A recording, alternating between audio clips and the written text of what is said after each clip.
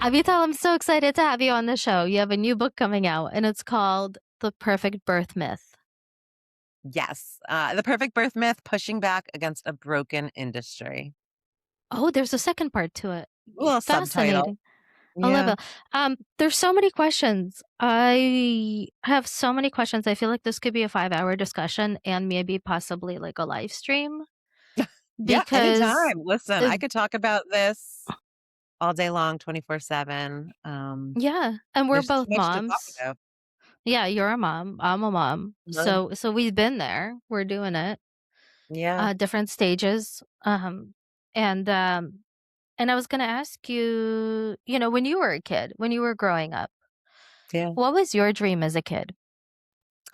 I wanted to be a writer, which is funny, but I wanted to be a fiction writer. I didn't, as a younger kid, I didn't really know much about nonfiction or, research writing and stuff like that. But I was a reader. I loved to read. I was that one with the covers over my head with a little flashlight reading after my bedtime and was a little nerdy like that. And I just always loved to read. And, um, I also wrote, so I had little journals and I would write short stories. And I think still in the back of my head, I'm like, maybe I can do like fiction one day. I still love and I read fiction constantly. But yeah, I wanted to be a writer. And you did it. You became your dream.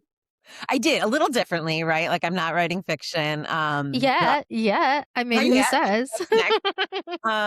But yeah, I somehow managed to turn it into some kind of reality. I'm a working writer, which is really exciting to say.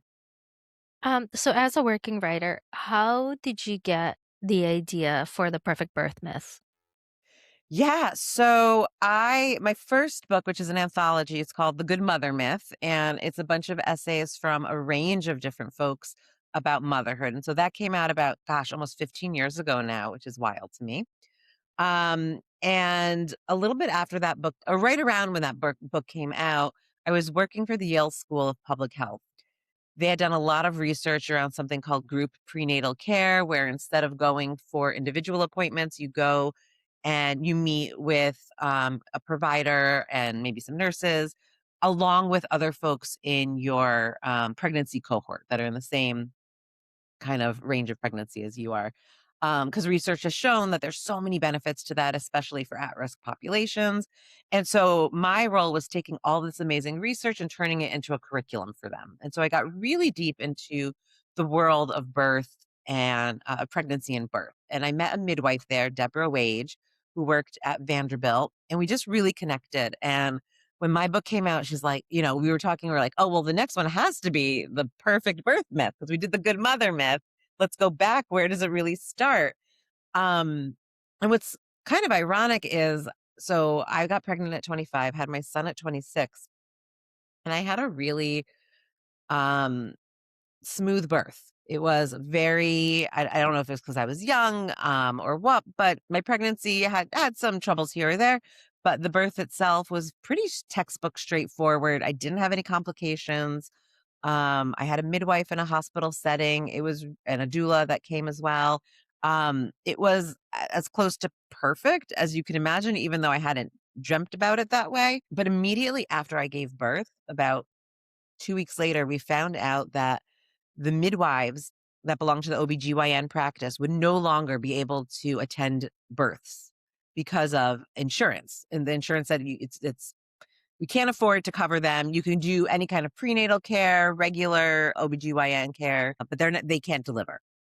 And so 2 weeks or so postpartum, I had all these women in my house. I'm leaking, I've got a newborn, but I was like, we need to do something about this. And I hosted the midwives and community members.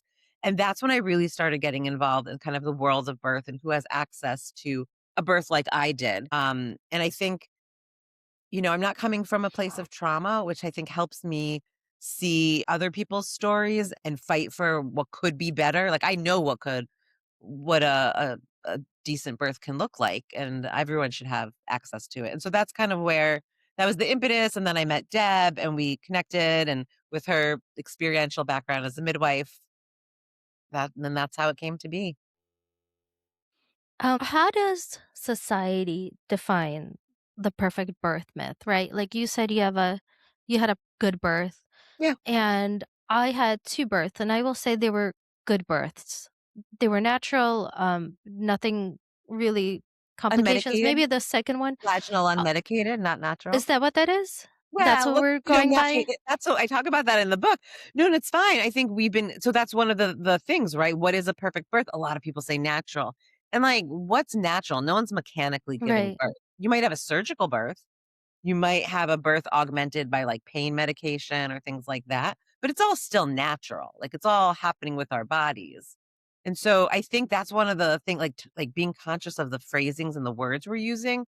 So like I had an unmedicated vaginal birth, what we think of as natural, but like someone who has a cesarean birth, also natural, just with some extra additional help from the doctors.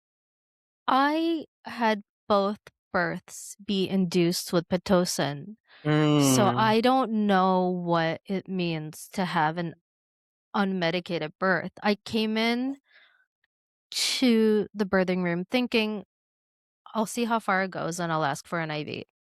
yeah. That's what I was thinking, and then the Pitocin kicked in, um, and I had both pregnancies induced by Pitocin, and it was the worst pain of my life, and I Yeah. was like, "Give me the epidural." I was like, "Give me 5 epidurals right now." So, I wished I had an unmedicated birth, and I think I'm pretty tough, and I was like, "I could have done it," but But why? Like, in so, that right? Like, moment do we say yeah, if give me the someone's drugs, going in all the for, like, drugs. heart surgery, are we like, "Guys, Right, let's see if you can do it without being under." Like, "Let's see if you can do it." Like, it's just right? Like wild to me that we have these, like, levels of, like, if you don't have it medicated, you've a attained some sort of goal, right. um, which is wild. Wild to me. Wild. I remember I was talking to my grandma when I was a teen, and she had 4 kids. You know, she grew up and she was born in, like, 1915, 1915, and 1919, I can't remember, and we were talking about birth, and she was like, "Wait, they offer drugs now for Yeah. birth?"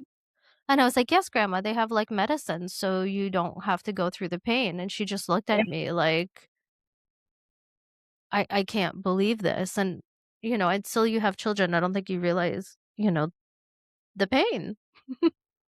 Yeah, no, it is painful. Like it's not, when I said my birth was relatively or my son's birth was relatively smooth, it was still painful. I still did all the things you hear about. I vomited, was in pain. It wasn't pleasant. But I also don't think it's, I think we have in society this idea that especially with the like um just mass amount of influencers, right? Earlier before the influencers, it was mommy blogs, and people would be talking about kind of the precursor to influencers of I'm gonna do it with like lots of white linens and music, and it's gonna be beautiful, and I have a special outfit, and all of these aspirational things, right? And what's interesting, and so as part of the book, we sent out a survey over a handful of years and got responses back from like over 3,000 people and who had given birth. And for some people, a perfect birth was like highly medicalized, safe. Like in their minds, they connected highly medicalized with safe. For others, it was like no interventions, very hands off, maybe even a home birth. And so as we started learning about this, I realized there are, polarities as far as what people perceive to be perfection when it comes to birth. But the larger picture is we live in a society that doesn't even allow for these hopes and dreams and wishes of how we want our births to go because the system itself is broken. So we can't even begin to like have that fight, so to say, right? And while people are struggling to like survive birth. That kind of leads me into my next question, right? Like, having midwives, having doulas, that comes from a place of privilege, right? That's, like, being Right, and it able to shouldn't, do and that, it and it shouldn't. shouldn't. No, we see that the data is out there. The midwifery model of care, especially for low risk births, but even for those with, possible, some complications that if they don't need the care of an OBGYN. It should be standard. It should be standard. It is in other countries. If you look at the number of midwives to OBGYNs in the US versus UK or elsewhere, we are so woefully, our ratios are so woefully um, weighted in the medicalized column. And for a variety of reasons, right? Midwifery, I mean, we can get into it if you want, but midwifery in the US is complicated. There's no like necessary, every state has different regulations as to who can provide care, how they can provide care. Can they provide care without a physician partner or a physician in the building? Some places you can have freestanding birth centers run by midwives.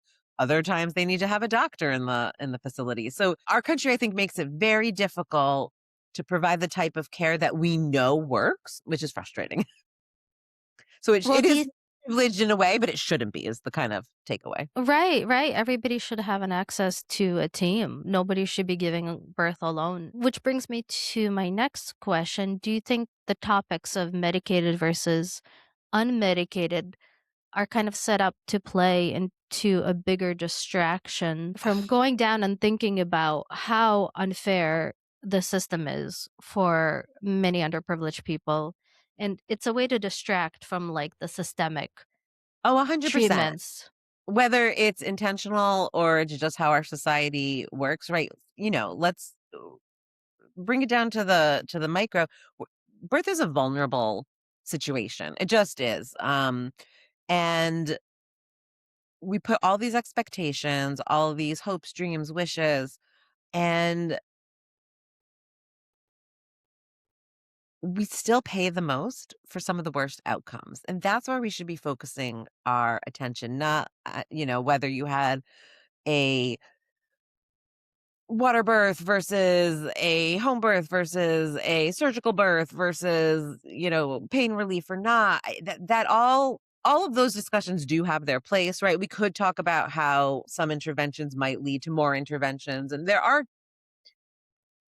room for those types of discussions, but I don't think we can even have those without tackling the bigger one of how safe is it to birth in our country? Right now, it's not really safe, and birth should be safe. We have the ability to do so. We interviewed a woman, a midwife from the Netherlands. She works here now, Dr. Amber Price, and she runs a facility in Virginia, and they've had no maternal mortalities, or at least the last time we talked to her, that was true. And she's a midwife, and she's running it she's a CEO though, but she's running it with a midwives mentality, and it's working. But unfortunately, this isn't the norm everywhere, and it's not the norm where people need it.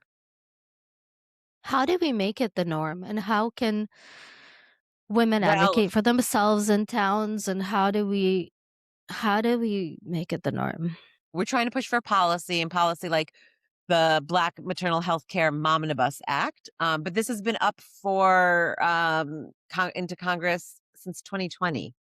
And it's been reintroduced every year while it waits to pass. So we're trying, but the overall larger system isn't working with us. And so what it is and what birth always has been, it's the grassroots, it's the people on the ground, it's the doulas, it's the midwives, it's the communities taking care of each other. It really is.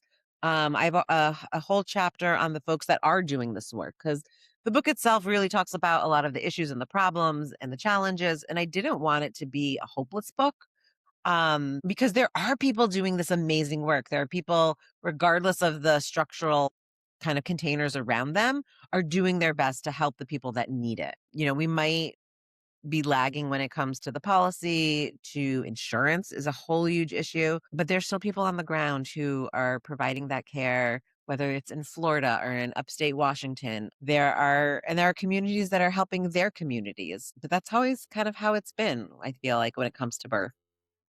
I feel like women are left to do it on their own. And I feel like it's been always up to women to deal with the whole entire birthing, childcare, whatever process and kind of Yeah. like figure it out. And it just feels so one-sided funding wise. The reality is that maternity wards don't make money, right? These Mhm. aren't Mhm. long-term sicknesses where folks will stay there for a long time and rack up coin for the hospitals. That's not how it works. And we spoke with someone in the insurance industry. They used to work for a large insurance company, and now they actually work trying to improve maternal care within insurance companies. And she said something that was really chilling, and it has stayed with me since I interviewed her, like, I want to say 5 years ago at this point. She says, it's more expensive for insurance companies if women live after a traumatic birth experience because they'll have to, right? It's cheaper for them to die, essentially.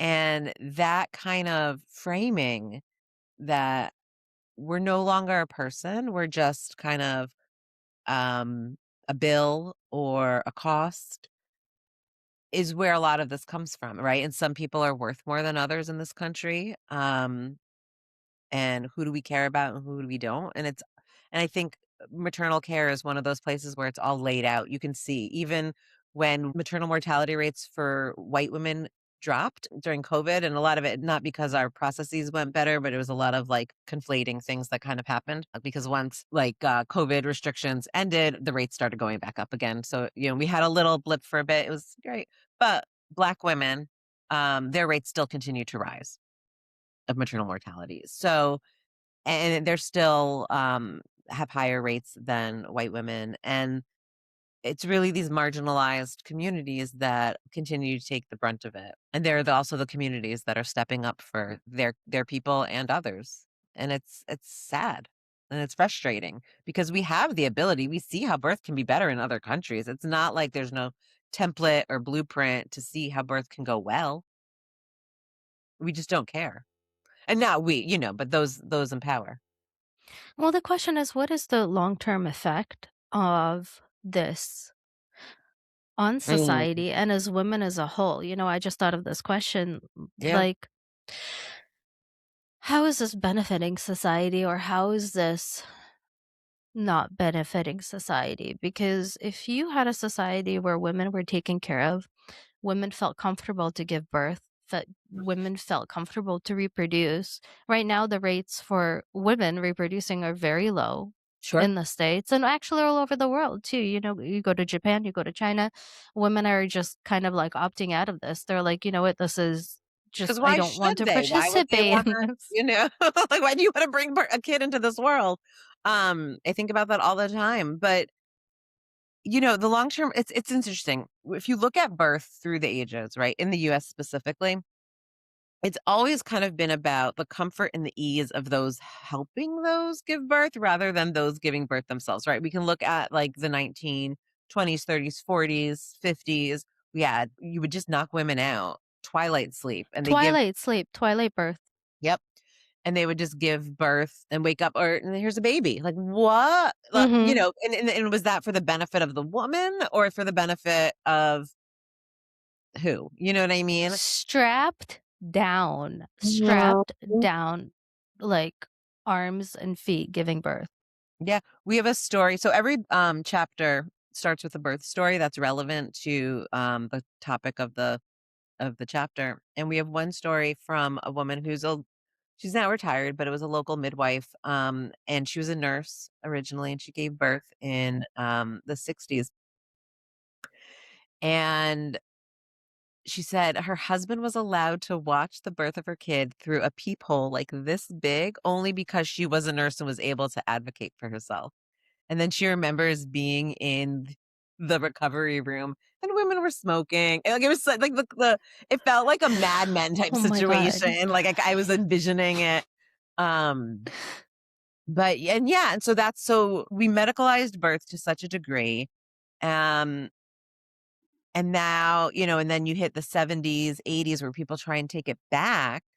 But the systems were already in place. So that pushback makes it a lot harder and it kind of not villainizes, but stigmatizes those that do push back, like what you can't trust the experts. And it stopped becoming about, I think, providers too. And again, that bigger system, the insurance, the hospitals, the um just all like, all of that. And it's very frustrating. I mean, listen, we can also combine it with we talk about like what are the longer term effects. We also don't have federally paid leave, right? And so the majority of maternal mortality takes place actually in that first year postpartum. And a lot of that has to do with we don't have enough time to recover. We don't have enough time to, some people have to end up going back to work days later, especially at a minimum wage job. They can't afford to take, well, one, they don't have any paid leave and they can't afford to take vacation time if it's unpaid. It's absolutely just horrific how we treat new parents. How we treat It's women, how we treat women. Yeah. uh, It's and it's obviously new awful. parents to be inclusive of everyone. But I'm just thinking, even in other countries, like dads get paternity leave. Like some countries are amazing. They're like, yeah, you get 2 years. You can chop it up between the parents, however you guys want to use it. So maybe mom takes it first if they're going to breastfeed, so they need to be home, and then the dad could take off the next year. Like it's just it feels like a dream, and it shouldn't. It's this feels like something because then they're more productive. They go back to work. They stay at their jobs more. They're not switching jobs more often. You know, I know I keep pushing, like, you see other countries, like, we do. Not every country is perfect and wonderful. They all have their challenges, but they're when it comes to birth, a lot of them are doing it much better than we are. I am just amazed because we have so many resources and we're such a big country and we can do so much and we can really be a beacon and we can be a leader Mhm. and we can be someone that countries look up to when it comes to You would childbirth. think. And, like, here's something that's boggled my mind this entire time. So somewhere around a little over 80% of all maternal mortalities in this country are preventable. Preventable. Could you imagine any other industry that would say, guys, we are just not meeting our goals. We keep it, we're losing money. Our products are failing, but 84% of that is preventable. They would lose funders, they would lose customers, and yet here we have this, industry. It's an industry, the birth industry, and I don't want to say nothing's being done because again, people on the ground are doing the work, but that larger scale movement isn't happening in terms of the policy, the change in insurance types of stuff, better subsidizing and funding Medicaid. So it's really wild to me that we have the opportunity and we have the ability to fix these things and we don't. That's almost if we were in a situation, in some countries they just don't have the infrastructure. They don't have the money to be able to provide for their people, for the people giving birth. They just don't, right? We have that and we're choosing not to use it. How many more times or how many more ways can I say it's awful, the worst? It's mind-boggling. Mhm.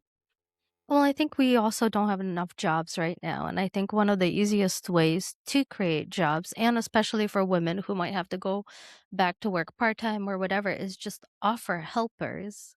So I'll set up a program where moms with newborn parents with newborns, they can Mhm. have somebody come visit their house, help make them a meal, things like that, delivery services, Yeah, help with cleanup, like basic things. When you're healing and you're bleeding, you might not be able to do this all.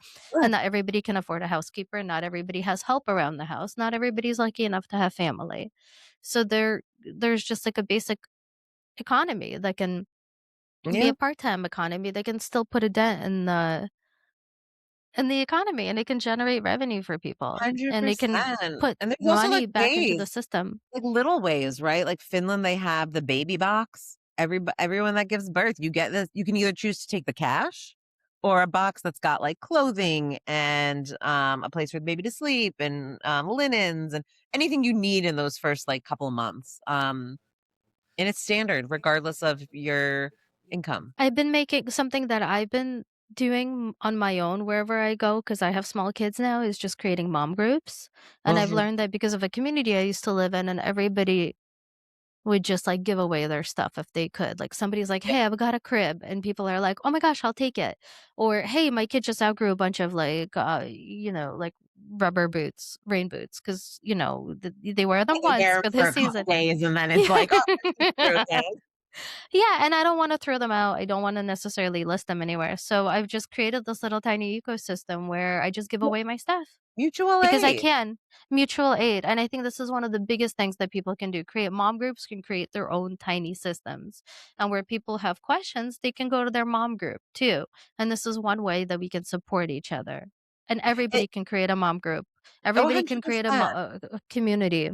Yeah, no, 100%, and I feel like those are so helpful, and at the same time, I'm like, "But we shouldn't have to do that," right? It should be that could be a bonus, an add-on, but we're not there yet. We're not there yet, and the question is also, like, with with the high mortality rates, I'm also thinking that this is something that people maybe somebody can take this on and vibe code it, and maybe people enter the information into all of their states, and maybe there's a different database that we as women just keep, and we check it with, maybe the AI can reference it with the local, mortality records, Yeah, I mean, so some states still have obituaries. things, or they're called MMRCs, maternal mortality rate committees, and so they're individual by state. So some states, like Massachusetts, I am so thankful to live in this state. Our governor, anytime something has kind of come up from nationally, whether it's like about vaccines or other stuff, our governor's like, no, we're still gonna like follow the science and do things appropriately in our state, and you will still have access to these necessary things, right?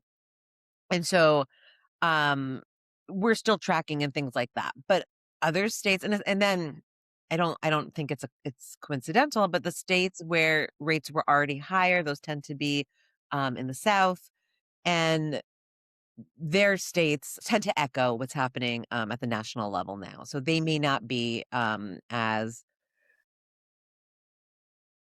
on top of it when it comes to, tracking these rates and things like that. And so it's really upsetting that the national government is kind of creating a system where those that need more support, more infrastructure are not getting it. Um, and I think you could say that across a number of, it's with birth and pregnancy as well, but with many things, reproductive health in general, healthcare in general, education. And I think until the women start having these conversations, and I hope this is a conversation starter. I hope our conversation is a conversation starter. Yeah. I know Elaine Weltworth is doing amazing work with a birth fund. There are a lot of Yes. women doing the actual groundwork, supporting women. Amazing, amazing. I mean, Serena Williams is doing a lot of work. I think she's a part of the birth fund as well. Yeah, she's one of the There, founding members, and I think what it is yeah. that a lot of people, when they experience a traumatic birth or some kind of birth trauma, that urges them to get involved, because a lot of people aren't aware. We just think birth is, just an normal part of life, which it should be, and, unless you are touched by, a traumatic or a birth story that ends, unfortunately, in death, um, you don't think about it. And I think it's up to women to start pushing for our rights because I think we're having all these conversations about the perfect birth, right? We're like, "Ooh, I want like music playing." Like I know I was like, "Well, I'm going to make a playlist." I That know, I playlist said went that out too. the window. I just had Harry Styles on 24/7. I barely realized it because I was like, "Wait, my playlist isn't even playing." And I'm pushing for 5 hours straight. Well, so Um that's another thing, right? So there's a mhm. do a chapter on birth plans, and I very bravely share my birth plan from 2007, and some of the things is wild. I take the piss out of myself because some of the stuff is wild in there, and what Deb and I discuss is, like, for her and for her offices and stuff, standard of care was a lot of the things I would put in my birth plan, but so there's a disconnect, right? So a lot of offices and a lot of providers are already doing what folks are, like, trying to cram into these birth plans, but they don't know. So where's that disconnect, right? Right? Yeah, that's a really good question, right? Where is that disconnect coming from? Yeah. Like, I knew I was really against Pitocin. I was like, I watched the Ricky Lake documentary, The Business of Being Yes. Born. I was like, Yeah. "Oh, I don't want Pitocin. I don't want Pitocin." But then I got there and they're like, "Hey, we gotta induce you." And I was like, "Okay, all right, okay, Well, like, that's going back to that let's." vulnerability, right? Yeah. If we don't know what we don't know. And so when Mhm. you're going into a birth and the only thing you want to come out of it is for you and your child to survive, and you have experts saying, like, this was what has to be done, it's very hard to push back against that.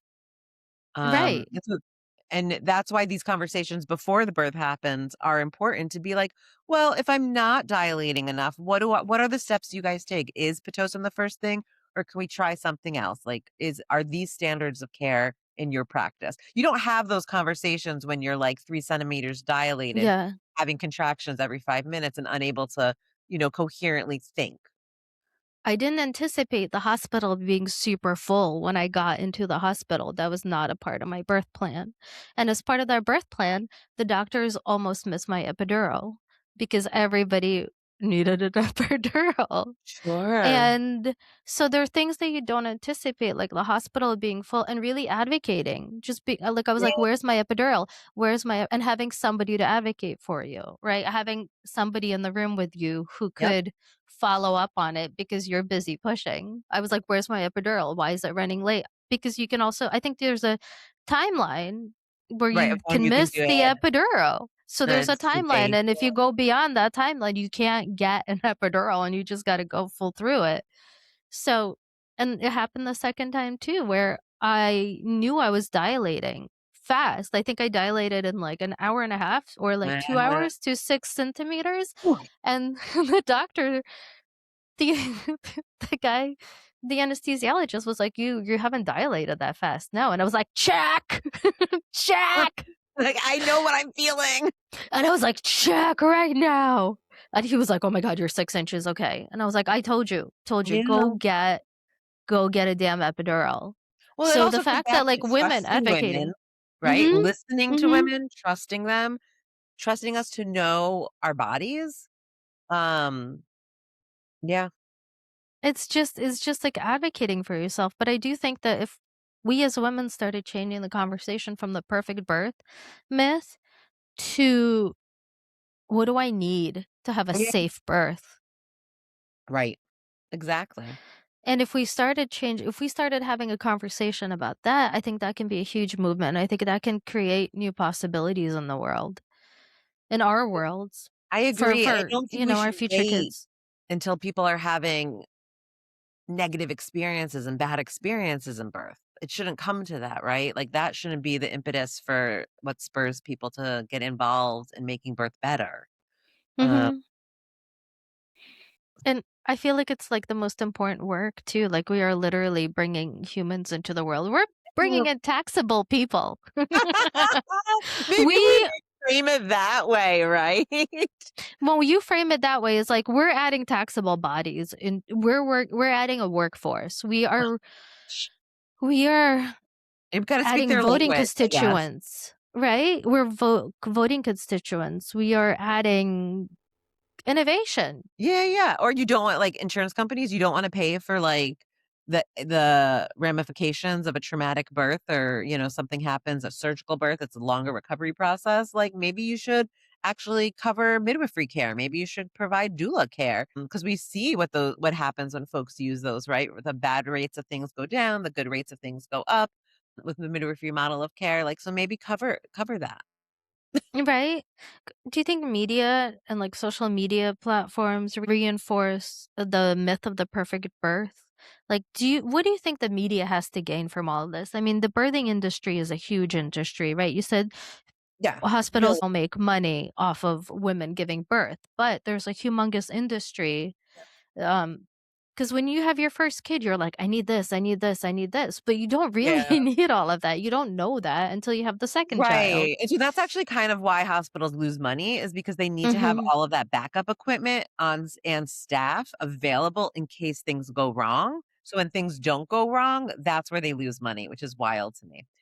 Oh, Um, that's so wild. yeah, right? And so that's why a lot of maternity wards are shutting down, especially, they call them maternity care deserts. I've heard the term maternity care void, because a desert actually is still lush in its own way, and it's still producing things. And that's not what's happening in these areas. These are voids. These are places where people cannot access care. And we could talk about why these are happening. So in some cases, it's because they're not financially profitable for hospitals. In other places, it's because of awful abortion laws and doctors leaving for other states, and so they don't have the providers to care for these people. But going back to social media, I think it's two things, right? I think social media is so powerful. I think it reinforces and it makes worse these ideals of perfection, but it also is a space for people who are speaking out against it. It provides that. So I love social media because sometimes I'll see someone will post, I saw the other day someone posted a flyer from a OBGYN office that said, "We are no longer taking birth plans. If you can't be compatible with that, please find another provider." Because it's not part of our office culture. And it's like, okay, wow. But it provided such a it was such a good conversation starter to talk about, maybe they don't take birth plans because they have really excellent standard of care there. But how would we know that from that flyer? So again, that's that miscommunication, right? Maybe they're just frustrated with people coming in with birth plans that automatically actually match their standard of care. But nobody knows that. And so having these conversations on social media, and there's so many wonderful folks doing that. Um, and so it's making information more accessible, and I absolutely believe in empowerment through education, so the more we know, right? So social media is excellent for that. It's also really great at spreading misinformation and disinformation. And so I mentioned earlier the MAHA movement. There's a lot of that out there, and it's very dangerous. And is I think in the long run, it's going to contribute to raising or rising maternal mortality rates. I don't think having an unattended birth at home is a safe option, but that's something that they're pushing, this like very anti medical establishment mentality. I think there's a way to push back against outdated or antiquated medical practices without kind of removing yourself from the system altogether. And so the spread, I see it daily on social media, someone posting something about how, I'm not going to get a vaccine because it might kill my baby, my fetus, or I don't want to do this because XYZ, and it's just not right. It's just not accurate. And so that's scary that we can have that kind of spreading of wrong information. But at the same time, I really love seeing those folks that are pushing back and making a statement about what we could do better. Right. Well, in regards to what we can do better, if we start dismantling the perfect birth myth, what are some ways that we can create like a healthier cultural narrative around what birth can look like? Yeah, so I think part of it is right, start is choosing our language carefully, right? Just a little thing like natural. I think there's so much judgment laden around it. Like we talk about like, oh, natural food, natural fibers, natural this or that. Like there's like such a um like natural is good and anything not is bad, right? So immediately like, well, then surgery is bad. Surgery is life-saving for if you need it, right? And so I think just being more thoughtful in how we speak is a small thing anyone can do. It doesn't, you're not pushing back, you're not calling Congress, you're not out there protesting, but just like being aware of how we talk about birth, and then seeing who's really doing the work. Like look and support those on the ground. It's not going to be decided in Congress. It's just not. And even, I mean, I would love the Momnibus Act to pass, but even if it did, it would take months, years for the benefit of that to kind of be seen. And so we need to keep supporting our local midwives, our local doulas, our local birth networks. What are some ways we can support them? Say, like I'm not having any more kids. Yeah. Two and done. But I do want to support the effort of women doing the important work to keep other women safe, and I'm sure lots of other women and people and just like people in general who are interested in helping their communities become safer. What are some things that they can do? Yeah. So at the end of each chapter, we have a section called pushing back. And it's really like, how can I, as an average Joe, and I actually split it up to like for individuals, for birth providers, for those wanting to make a difference. And it's like, if you are yourself are pregnant or you just want to help, and I give suggestions at the end of each chapter related to that topic. And so, find those people who are pushing back, support those organizations. You don't need to reinvent the wheel when there are so many people and groups who have been doing this work for a long time. So I would suggest volunteering. Also, donate. Money makes the world go round. We know that. We know that, like, these organizations are, a lot of them are not well funded. So if you've got money, give it to the people doing the work. It's one of the easiest and kind of best ways to allow them to do what they know how to do. And there's always reaching out to your local, state, national representatives to ensure that they are pushing for the policies and the structure that we need to continue to have birth safe. I always tell folks, if you aren't already, diversify your social media. Look and see who you're following. Is it like all just one type of person?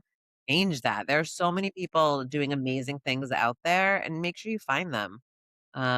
It's it's that's something easy anyone can do from their phone on the toilet. Just look up people to follow on social media. Like, it's the easiest thing. You're already doom scrolling. Just like be aware of what's, we tend to live in echo chambers. Just be aware of Right. what's being, shared. I just realized this too. Are midwives usually for profit or not for profit centers? And are there not for profit centers that you can donate to get a tax write off at the end of the year? Because I just realized, like, like I think my midwives were definitely for profit. And Sure. they might have, I don't, but I was See, like, there are oh, what if organizations someone, surrounding them that, right? right? Like, don't quote me on this, and I can double check, but like the Southern Birth Justice Network, they might be a nonprofit. I know there's doula networks that are nonprofit. So there's like organizations um that kind of exist surrounding the midwives that are nonprofits 100% that you could donate to. And there are also organizations like For Kira for Kids. Is that the I want let me double check to make sure. Or For Kira for Moms, that's what it is. Um yeah, Charles Johnson, um his wife Kira died in childbirth, and he, oh God, for the last, I want to say 5 years, maybe, if not, no, more, almost going on 10 years at this point. Um, for a long time, he's been doing advocacy work, and he works with Congress. And so there's a lot of organizations like that that you can support for sure that are out there. Save a Rose Foundation is another one. These are both created by men whose partners died during childbirth. Um, I think it's so important to have these conversations because we have so many conversations about what will the crib look like? Where am I gonna get it? Yeah. What is this? Oh, what is the decorations of the Or breastfeeding versus you formula you know feeding, cloth versus plastic, right. co-sleeping crib. I mean, there's so many hot topics. It's like, till we can't even get to that until we can, like, solve this problem in our country. I mean, like, I know I've mentioned this before. We pay the most for some of the worst statistics when it comes to birth. Like, if anything, if you can't care about, like, individuals and humanity, like, care about your wallet. Or care about your sister, your siblings, Well, ideally, like, like that's right, but if, like, those people can't, like, it's a money issue too, so it just you would think everyone would be on the same page. you would think. Well, but we're a niche market. We're women. Yeah, right? 50% of the population. Niche market, Niche Just market, and, niche market. we're too emotional, too hormonal. Too hormonal. But, Yep, I was gonna ask you, how can women reframe their relationship to their traumatic birth if they had one? that's And what are some ways to yeah. kind of make peace with it? Or not, I mean, yeah, I don't think you No, can no, ever no. make peace. I don't know. I don't even know if this question is actually even a I question mean, because I think it's so no, no, traumatic. no. I don't, listen, I'm not a therapist. I'm not a doctor. I'm not a provider. But what I am is a storyteller. What I've seen is that if we provide spaces for folks to share their stories, whether they're blissful births or traumatic ones, there's power in that. A lot of people are kind of either told implicitly or um, through words and actions that they just need to get past it. That whatever, you had a healthy baby, like your baby survived, like just move on, like you're fine. And that's not true. And I think we need to provide space and care for those stories. And the more folks share their stories, and that's not to like, invite fear or anything like that.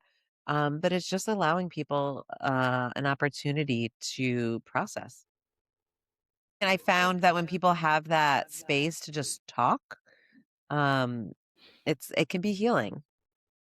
I feel like a lot of women also don't have a space to go to if they have all these questions. A, they might not be aware of all these questions. Right. So it's having the consciousness to be aware of it and having the knowledge, right? And having access to information, even having access to a podcast like this where you can start thinking about Yeah. where this enters your consciousness. Because I think it's very easy as a new mom to get lost in the weeds of designing your bedroom, Yeah. designing the baby room, Mhm. nesting. Yeah. Your head goes into that space, but we need to start having conversations with women about what does well-being and safety for you and the child look like before you even get to that, right? Like there's the whole entire step that we're Right. missing. And not in a fear-mongering way, right? That was Right, right. when I was trying to sell the book, that was one thing when we kept getting, like when we got no's from publishers, it was like, "We don't wanna scare people." And I was like, "No. Yes and no," right? Like, this is scary. Like, I'm not gonna sugarcoat things. Like, we're in a situation that could be better and should be better, and we're not, and it's having actual real consequences on people's lives. Um But, like I mentioned before, empowerment through education. It's not going to protect you, it's not going to safeguard you, but at least you're better prepared, going in, and I think also more education helps open up those conversations with providers so that you can assuage those fears and understand what their type of practices and what their standards of care are. Also, again, it's a double-edged sword, but social media, there are people out there who are sharing these stories, who are telling folks ways to protect themselves or not insulate themselves, but just like ways to support themselves and things like that, as much as they can, given the systems that we work within. And I think we just, yeah, keep giving platforms to those folks, giving platforms to those who've given birth, and letting them share their stories and just keep reminding people that it can be better. Mhm, and I It should think be better. it should be better, and I think it's important for women to know they can change providers if they're not happy with their Yep. provider, because I had an OBGYN with my 2nd child. I was trying to get pregnant, and the doctor was in the room with probably 4 other nurses, and he was like, "You're older, you're, like, 42, you're down to, like, point 0.7, I think at point 0.5 IVF doesn't even work." He's like, "Chances are you're not gonna get pregnant." And he was like and I was like, "And I'm breastfeeding," and he's and, like, all the nurses nodded in unison, like, "You can't get pregnant while you're breastfeeding." And I just looked around and I was like, "What? Yeah. Yeah. You're telling you and the nurses are telling me that you cannot get pregnant while breastfeeding. We're saying you can't? You can't." Oh. So I had this doctor and, like, 4 nurses, and they were like, "It's true, it's a lot harder, it's gonna be really, really hard for you to get pregnant when It's you're harder, breastfeeding." but it's not It's impossible. harder, The but amount it's not of people that impossible. have been like, "But I was breastfeeding. I didn't realize. I thought I wouldn't get pregnant." Oh. Oh, and I was like, "This is not gonna be my doctor." And I Mhm. switched and I found midwives because I was like, Right. "Let me go with an OBGYN." I found midwives and they're like, "We're here with, whatever you're doing." And I got pregnant. And I was like, I was like, "Point 0.7 is not point 0.5." I have an Indiana Jones moment. Like, watch Ah, me. run, yeah, You know, um, I was very lucky, but, like, again, switching providers when you feel like these yeah. are not your people. And that's if you're able to, right? So this If goes you're back to able that to, yes. insurance. Maybe you are narrowed in as to what providers you can use because of the type of insurance, whether that's Medicaid or a paid plan. Um, one of the things so back in 2007 when I got pregnant, my husband was working for the same company, so I should, it was insurance through his company. I paid $25 for one appointment, and that was to show that I was pregnant. They did the blood tests and all that. After that, everything was covered. Ultrasounds, visits, the delivery. We paid nothing else. I called our current insurance company, which is different, but again, still through the same job that he has. It would be, I think they told me, I have it written in the book, I forgot, but in the thousands. And Yeah. including copays and stuff like that. Copays, So yep. and we're paying Copays more on for the coverage. ultrasounds, $500 at Yeah, least. and we're paying more for that coverage. So more's coming out of our paycheck per cycle, and we're getting less benefits than we did almost 20 years ago, which money. So Right? yeah, Money. and also it's more limiting as to who we can see without a referral, and yeah, it's frustrating. And we make a case for universal nationalized healthcare. People are like, "Oh, but you won't be able to get an appointment for a year." And it's like, "Oh, I in January was told I need to make an appointment with a hormonal specialist because I'm going through perimenopause. June, June. So I'm still waiting. It's not like because we pay, premiums, higher premiums, I'm getting in any sooner. Um, Yeah. Yeah, so it's totally. just The wait list has been insane, especially yeah. since COVID. Just Yeah, and going for to mental see. health too, like, we haven't even talked about Yeah. that, but Oh my gosh, you know what? I always thought it was really funny that every time I went in, they were like, "How are you feeling?" I yeah. was like, "Great, great, I really am." Like, I was very lucky not to have, but I was like, a lot of women are not. Yep. And it's just, it has to do a lot with also like, I had a wonderful treatment. Yeah. So, and I had a good support system. So I was in a space where I wasn't in a negative space. And I wish so many other people could Or experience having that space to because, have, like, an actual, maternity leave. Because if you're worried yes, about having to go back or you're worried about not having a paycheck and how are you gonna pay bills and how are you gonna afford groceries and, listen, a lot of postpartum, conditions like anxiety or depression are hormonal, but a lot of our outside, factors make it worse. yes, it's hard to So have milk production too when you're yeah, stressed out. Your whole body is in fight or flight mode. And, sure. you're trying to keep your baby alive. You're trying to keep your job alive. You're trying Yourself to keep alive. yourself alive. Yes, it's a lot. And I feel like more needs to be done. And I was gonna ask you, what is your dream as an adult? Oh, I love that. Still writer. Like writing and making a living at it. For me personally, obviously, I've got dreams for everyone. Perfect births for all, would be amazing, whatever that means to you. But, no, my dream personally, yeah, to keep writing and to keep sharing other people's stories, and to keep being a storyteller. I love that. I think that's the power that we have as women, right? Yeah, Especially as women. So many women are storytellers and not a lot of us get platforms to share our stories. yeah. And that is systemic too. We are busy taking care of the Sure. babies. I'm able to do this podcast right now because I have someone helping me take care of my babies because Yeah, I've got a network. But not everybody has it, and not every woman has a voice. Not every woman has healthcare, and we need to advocate for each other to yeah. be able to have communities because we're living separate and we're no longer in tribes and everything is separated. And I feel like, you know what? I feel like with this whole entire thing, everything is just about the whole idea of the perfect birth. It's like making the woman shoulder the responsibility of everything as opposed to talking about the community that Yeah, helps the her system, bring yep. this child into the community because we're not birthing in a bubble yet, even though they're wombs being designed to eliminate women because we're just so pesky. We Okay, so want then things. that would not be natural childbirth. Then we can use the term that I would be okay then saying it's unnatural if we're doing some kind of mechanical womb that's just like a outside of a person. Yeah, They that's still unnatural. need us. They still need us to raise the babies. I mean, like, Sure. I can't imagine robots raising the babies. I Yeah, but don't that's know. probably the There's so dream many for questions. someone. There are, right? They're like, ooh, no wife nagging. But like,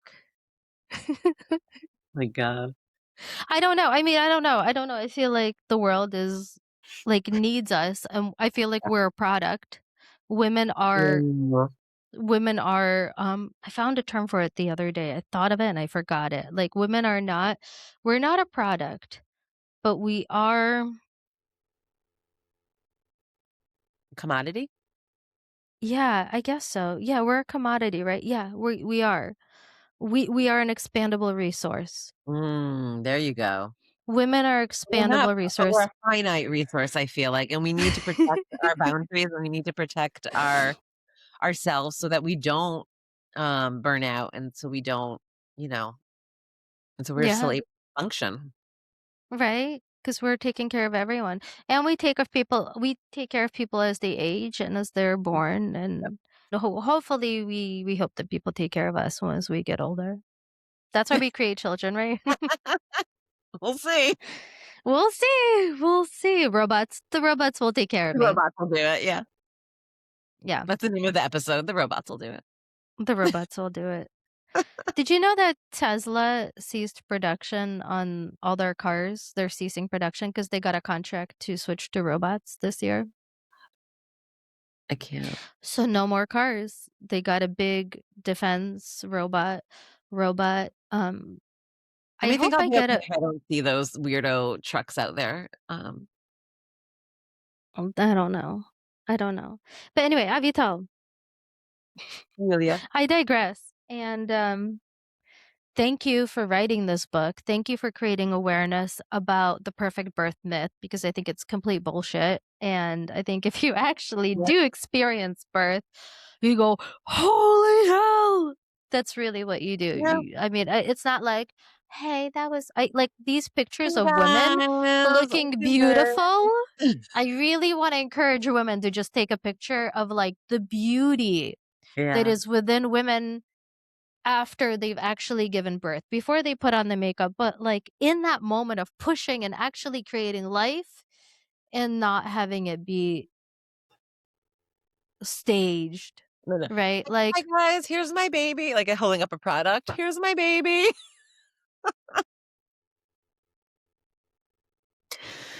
no, Um, no. I mean, it like I felt like it was like running a marathon. I can yeah. run 6 miles. I can maybe run 10 miles on like a really hard day, and I felt like I was running 25 miles and I It was couldn't fast. stop. At least like when you're running, you could Yeah, stop and no, you take a got break. You can't, you're like, "Oh, I can't stop." That was like an endurance race. yeah. Yeah, that's true. Nobody talks about it. Anyway, Avital, thank you so much for writing this book. I Thank you can't for wait to sharing read so it. many other books, and I'm sure every time you write a book, I'm gonna have you on my podcast. Oh my God, I love you. Thank you. That's so sweet. So we're gonna be like 100 years old. I'm gonna be like, "Nothing has changed. I know. My robot is Still running late women. today." They still hate women. They still hate women. Yeah, listen. Oh, I hope it's different. I really, really, really hope for everyone's sake that like Yeah. our next podcast is not gonna be in a gulag. I mean, Oh my gosh. I will be podcasting from a gulag. I don't I'll be know. listening. I don't know. I'm hoping for a better future, and Yeah. I'm hoping that we all start advocating for each other. Yeah. And I mean, to end on a positive note, like I said, there's so many people doing the work. There are pockets of places where they recognize the limitations of the system and they're doing what they can and they really are providing excellent, amazing care. And so, not it's not all hopeless. It just would be great if the larger system kind of chipped in and did their part. Yep, Made it I a little agree. easier for everyone else.